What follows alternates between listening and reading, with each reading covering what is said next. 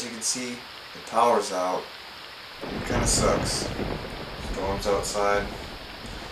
All I got is candles and flashlights to keep me lit up. Now, what really sucks is I want to do my first Sega Genesis games you need to play. So I was looking forward to doing my favorite games like Sonic 2 or maybe even Sonic Spinball. That would have been great. We could just talk about video games, you know, have fun with that, right? What the hell? How did this just fall now? How did this just... What's going on here? I mean, speaking of the subject about Sega games, this would be a great one to do a review on. I mean, the weather outside is perfect for a Castlevania review. Has that spook factor and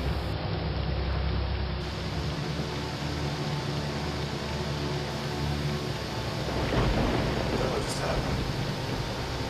Did that TV just turn on? No. That is just too weird. No way this is happening. I wonder if I can get the Sega to work. Let's find out real quick.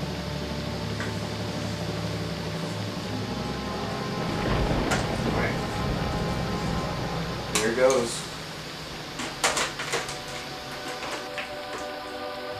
What is going on? I guess we gotta play some Castlevania. Let's see how this works.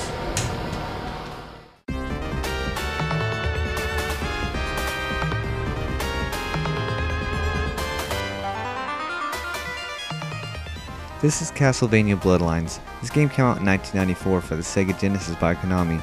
Back when 2D side-scrollers roamed the video game market, Castlevania was the king. These games always kept the audience captured in a Castlevania. Now, as much as Bloodlines is a fun game, it is also an extremely difficult game. One of the hardest things a gamer can do is beat one of the old Castlevania games that never allowed saves like all the current Metroidvania games. You can always use passwords, but most of the time you either forgot them or simply just wanted to start from the beginning of the game. In Castlevania Bloodlines, you can choose two characters, John Morris and Eric Lecard. Now John has a whip just like the most traditional Castlevania games, and Eric, he uses a spear. Now both of these weapons are great because they have an excellent range, but I believe that John's whip is a bit stronger. Now what they're really different is how they do their directional attacks. John with his whip can do directional attacks in the air while he's jumping, while Eric with his spear can only do directional attacks while he's standing or moving. He can't do it while he's jumping. Now it's up to you to figure out who you want to use when you play the game. Personally, I think Eric's a bit easier to use, but I like using John because when I play Castlevania, I want to use a whip, and using whips in Castlevania makes it that much more enjoyable.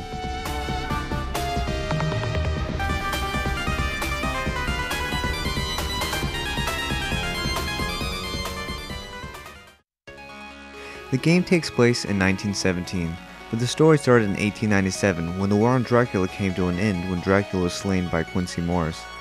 Then, the First World War broke out and the continent turned into a dark world. This is when Dracula's niece, Elizabeth Bartley, performed an unholy ceremony to use the souls of Europe to cause the evil war. This is where the two heroes, John and Eric, come into play. John is a descendant of a line of vampire killers, and Eric, his girlfriend, got turned into a vampire when Elizabeth Bartley was resurrected, and the two heroes have to venture out to slay the newly resurrected Dracula.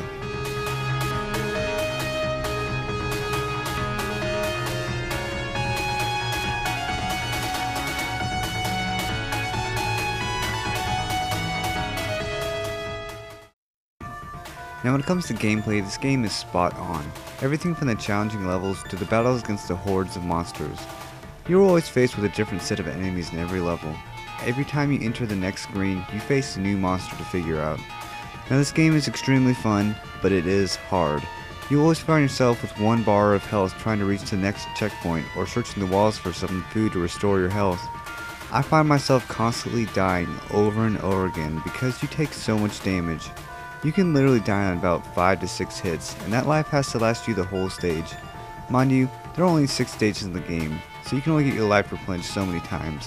I personally only know of one spot to find food in the wall, but aside from difficulty, from how hard this game is, it's actually a very excellent game. and hands down one of the greatest 2D platformers ever created.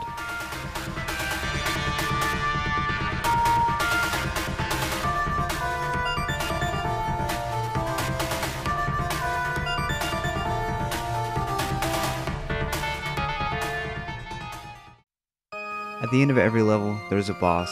The bosses in this game are very fun. I always enjoy trying to figure out what combinations they're going to use and what attacks I need to use to finally beat the bosses. Not only are there bosses at the end of each level, but there's also mid-level bosses. Sometimes you might find 2 or 3 of them, but they're not too bad. The only problem is you don't get your life back when you fight those mini bosses. And after finishing every level and defeating every boss, you end up facing the final battle, and that's Dracula. He's the king of evil, and he's pretty tough. The thing that makes him pretty hard is he can deal a lot of damage to you. And one thing that makes him easy, however, is he can take a lot of damage himself. So he's pretty easy to kill, but most of the time, you pretty much take so much damage that you die. Not to mention you have to fight a boss before him ahead of time with no health restoration at all. Now Dracula has 3 forms, and they all can be pretty rough, but once you get to that last form, you know it's close to the end, and it's time to kill Dracula. You motherfucker.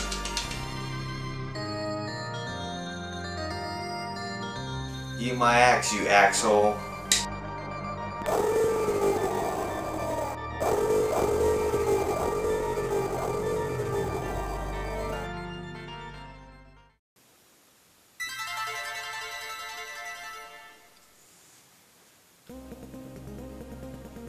What the?